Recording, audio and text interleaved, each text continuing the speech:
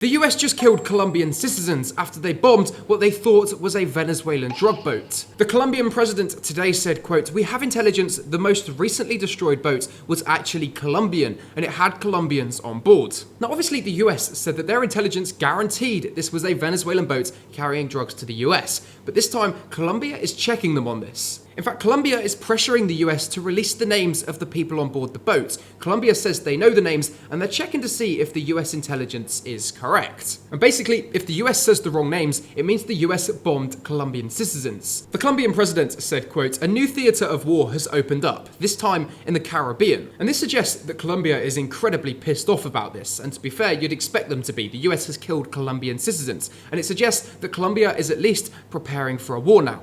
Now, as I'm unbiased, I will tell you that the US has completely rejected this claim by Colombia. The US said, quote, "We demand Gustavo Petro retract this baseless and reprehensible statement." But it's worth knowing, though, that two US officials have said something different to this. They said it in confidentiality, so we don't know which US officials they are, but they said on at least one of the Venezuelan drug boats, there were definitely Colombian citizens on board. So the US is not only bombing Venezuelan boats, we know that for a fact, but on some of those boats, there's definitely been Colombian citizens, so the US is bombing Colombian citizens, which could definitely drag Colombia into this war. But as usual, you can leave me a follow for some more global news like this.